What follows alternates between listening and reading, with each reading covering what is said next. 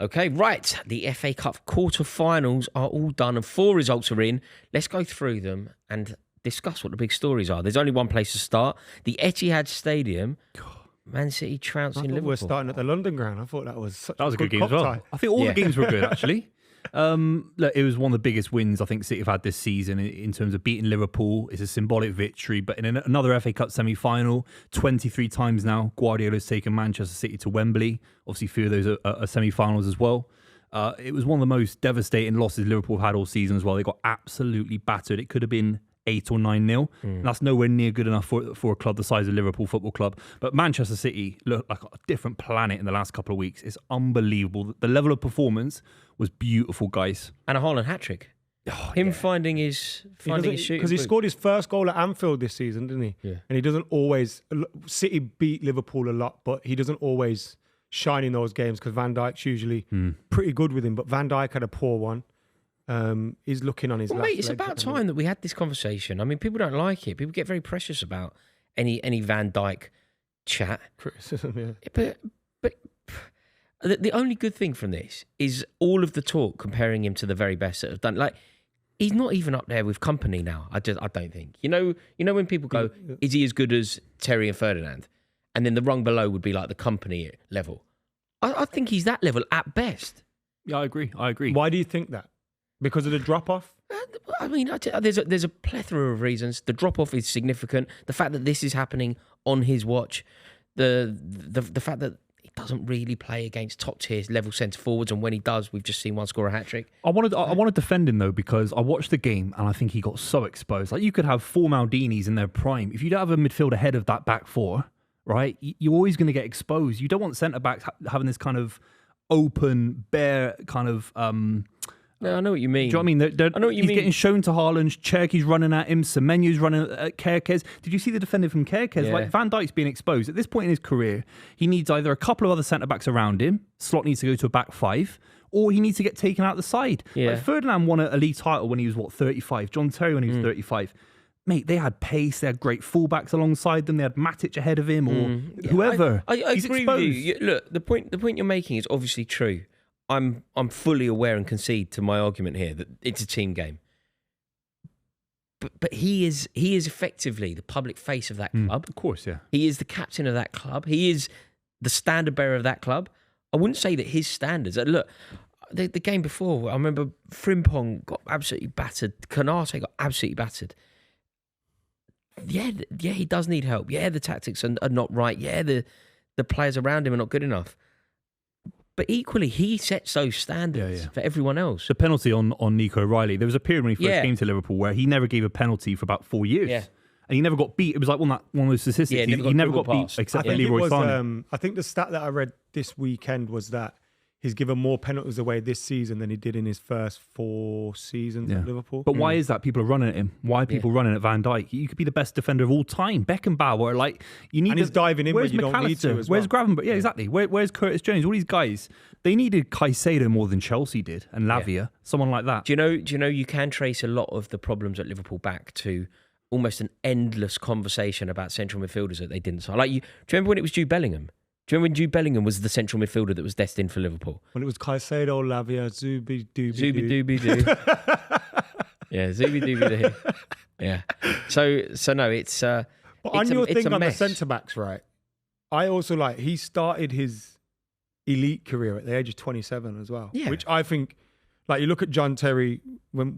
How old was he in 05? John Terry was playing by 05 he was Chelsea captain, but John Terry was playing Premier League football alongside Marcel Desailly. Yeah, Rio was smashing it at Leeds. Yeah.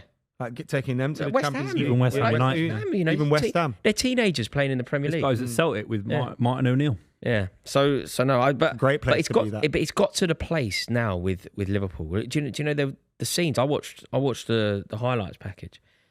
Do you know at the end when Mohamed Salah was like the last man off the pitch? It felt like his last moment. Like what this should we be. Kind of know. No, but I don't. Sorry, I don't mean his last sort of farewell tour.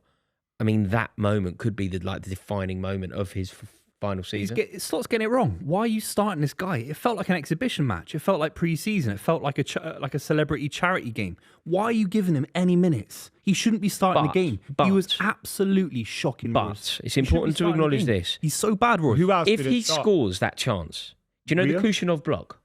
The Kushyanov block, amazing block. That was awful. But if Salah scores that, you know how harsh we've been on Arne Slot here, and I don't think we're wrong, by the way, but it's an important thing to talk about. If Mohamed Salah scores that opportunity, which he should have done, it was an amazing block from Kushyanov, but Salah scores that. That's touch. Or he usually gets his body across to that tackle. Yeah, penalty. Yeah. If he scores that, Liverpool were the better team for the first 20 minutes or so. True, yeah. 30 minutes. Could be a different game. But how many leads And have they dropped this season? No, more than anyone, I think. Like, do you know what I mean? Yeah, Like, yeah. even if they do score that, all right, it's probably not a battering like we've seen, but they could still potentially lose that game.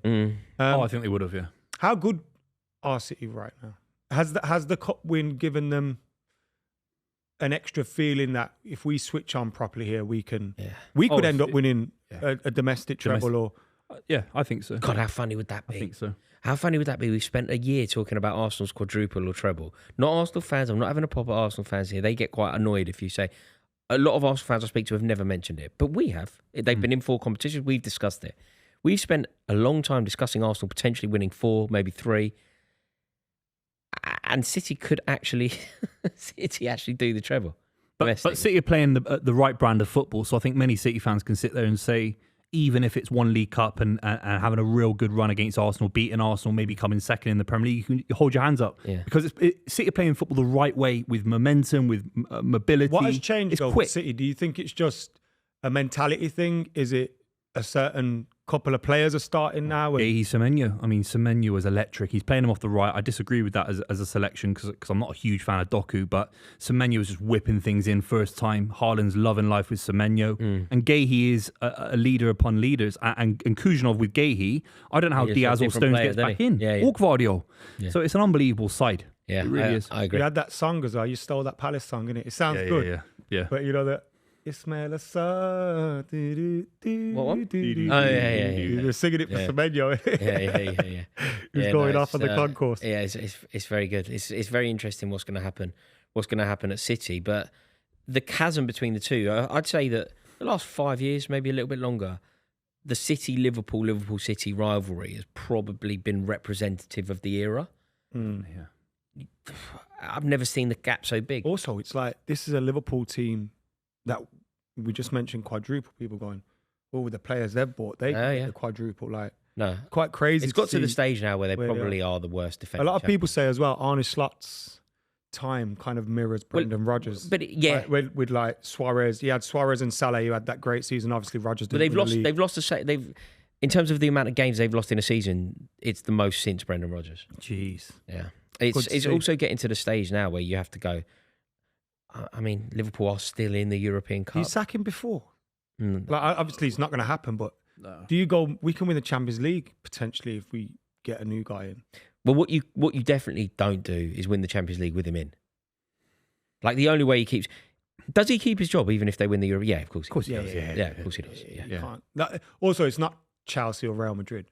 Like Liverpool will give. If a manager wins the Premier League in his first season, Champions League in his second season, They'll lose 10 across both legs, 10-0 if they don't get it right. They have to go back 5, negative, pragmatic. That's their only chance. Just steal a place in the semi 10 to PSG. PSG are going to have a week off in between as well. The Lens game's been moved by the French Federation. They're going to have a week off and Kvaratskhelia is going to be licking his lips. Do you think Sabozlai, have a day off. Do you think Slot stays or goes in the summer? He's There's off. no chance He's off. there next season unless they win the Champions League. But What's he on? No. £5 million a year salary, and he still can't see with his 2 eyes. But I can hear a million miles away that Salah's absolute dross, and he can't figure that out. And he gets paid £5 million a year. He's still living. There's probably a lot He of is, pressure come on. as well to like, you know, when a Anyone player's there. retiring, the fans are behind him. It's like, I've got to He play. threw the club under the bus a few weeks ago.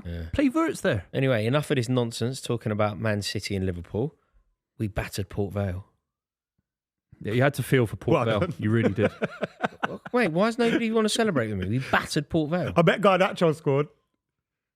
Yeah. Of course he did. He's celebrating. He was celebrating Everyone mad. scored. Everyone They were scored. celebrating mad. Even Mate, the 7th goal, they were Was there celebrating. ever any Tossing jeopardy in Adebayo it? scored. How long was it 0-0? No. Game over, mate. It was over before the ref blew the whistle. But you're playing, you're not learning anything about Chelsea in this circumstance. Chelsea beating Port Vale tells us nothing. What we do have, though, is a Chelsea-Leeds semi-final. Okay, for That's those the that point aren't aware of this rivalry, right? And like I know of it because of you and my friendship with you, and you was talking about it and sending me pictures of the 1970 FA Cup final or whatever. Yeah. Where did the rivalry start? Is it from that cup final? Is it a fan? Yeah, it's all rivalry. Of the above. I think it's cultural as well. I think at the time, that Chelsea team of Peter Osgood, Ron Harris, David Webb, it was seen as being like the kings of the King's Road. Like Peter Osgood, who is the only player to have a statue at Stamford Bridge, he was apparently having an affair with Raquel Welch, who was like the Bond girl, incredibly beautiful, one of the most beautiful women in the world at the time. Like there's pictures of her in a Chelsea kit doing kick-ups and stuff. So Chelsea were seen as being this very London-centric, the swinging 60s into the early 70s, the kings of the King's Road, the best part. I think Jimmy Greaves has a quote about it. It's the best part of the best city in the world. And Chelsea really did represent that. What Leeds represented was the exact opposite, which was a very working class culture, a team full of rugged, dogged, vicious individuals, a bigger club at the time, better track record of success. And I think it was a cultural clash. It was London versus the North. It was the flash Cockneys versus the working class Northerners. And it's the way you played football. The way we played football. I read an interesting article about the brand of football is very similar to what you just said about the culture. Exactly. So yeah, we had like a player called Charlie Cook was a winger, and he was very, very, Scottish winger. It was all sort of dazzling at Chelsea, what we were trying to be at the time, and it certainly mirrored the area. Leeds were the complete opposite, and they were a team of players like Norman Hunter, Billy Bremner, who were fighters, So anyway, it was a clash of cultures. It was a cup final that went over 3 games. Chelsea eventually winning at Old Trafford. David Webb scoring the winner in the final. And it was, I think at the time, these stats may have changed. But, in terms of trying to demonstrate the power of the FA Cup and the magic of the FA Cup, if you look at the list, in fact, Naz, maybe you could, just talking to our producer here, if you could look at the most watched events on TV, I think number 1 was maybe the Queen's coronation. Number 2 was the moon landing. Number 3... None of that in 1970? I think even still to today, unless things have changed. All time. I think of all time. This is how powerful the FA Cup final... obviously the 1966 FA Cup final will be in there. But in this list... Oh, yeah. Top 6. So it's... Yeah. Talk about what's it's above the wedding of Prince Charles and Lady Diana. Yeah. Which, that would have got low. Yeah. Yeah, Boris. It's above Boris Johnson announcing COVID. Queen Elizabeth II's funeral. Yeah, and it's only $1 million off the Italy versus England Euros final. Jeez. Which is incredible. Yeah, exactly. So that's the power that the FA Cup once had. There's quite a famous quote of a Chelsea player being more happy to have won from that team, being more happy to have won the FA Cup than the league. It was seen as being bigger. But you're watching that final and everyone's smashing each other as well. Oh mate, so it's not a sterile. It was an amazing cup final. David Ellery was a ref from the 90s. Former, he was a teacher at Harrow School, so he was very authoritarian. He watched the FA Cup final back, and he sent off 12 players. He sent off 12. There's a great clip where Peter Osgood kicks, I think, Norman Hunter in the head, and the referee goes, "Play on." Yeah, advantage. Yeah. So the game was played in that aggressive spirit. Any Chelsea fan that was there, obviously they're of an age now, but it was the most violent in terms of the terror scene. Like you worry a lot about. We've spoken about the culture of Chelsea, the ownership. You don't feel massive connection to some of the players. I think everyone comes out of retirement for this. No, I know you're on about the fans. Where everyone. I'm on about the team. Yeah, I'm very worried about that. However, they might not understand it, and the Leeds players will.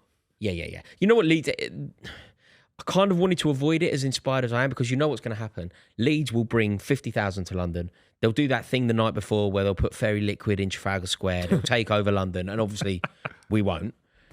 But I think what needs to happen is someone at the club, maybe Reece James, I don't know who else is there that could do it, needs to explain what this means. Like I remember, I think when we relegated Leeds in 2004, something like that. I don't think we relegated. I think they were relegated, but their final day of the season was at Stamford Bridge. Mate, they bought like 10,000 down. It was one of the most murderous days of Stamford Bridge I've ever seen. Honestly, it was like going off everywhere. So You gutted it's not a final. yeah, a bit. But the fact that it's at Wembley sort of equalises that a touch. And obviously that would mean that Leeds would have to beat Manchester City theoretically. Or Leeds, Southampton, Chelsea, City. So, but at least you get the game. Yeah, exactly. At least we get the game. So no, I think it's going to be great. I can't wait for it. And Leeds deserve to be there. What a game that was. That's the only one I've fully watched of the weekend because I was back at home and I could sit down and enjoy it. And I thought it was such a good game of football. And once West Ham get it back to 2-2, you think, oh, this is over. This is over. They scored that goal, which was disallowed just at the start of extra time. And then it goes to penalties and you think home advantage, the disappointment of letting slip a 2-goal lead. But they managed to do it. I was gutted for that Finlay Herrick, though, because he seemed quite game, didn't he? He saved the first penalty. He started celebrating. He was looking up, I imagine, at like his parents or something like that. I felt sorry for him, but it did set up this tie, which as soon as I saw it, I was quite excited about. But it was a great. Shows you the power of the cup. Like Leeds had so many fans down at Upton Park. You saw how many. You saw how gutted. Like Jared Bowen looked like he was broken-hearted. Yeah. So I think the cup in the last couple of seasons. Like I know Man City have been kind of dominating and get to a load of finals, but you look at Forest last season, Villa last season could have gone far and won it. Fulham, Palace win their first ever trophy. Yeah. And then you're looking at Southampton getting to a semi-final and they're in the second division. The last time they won the FA Cup, they were also in the second division with Peter Osgood in the squad, weirdly enough. So really? Yeah, so That's good knowledge. I think the cup's still unbelievably strong. It really is.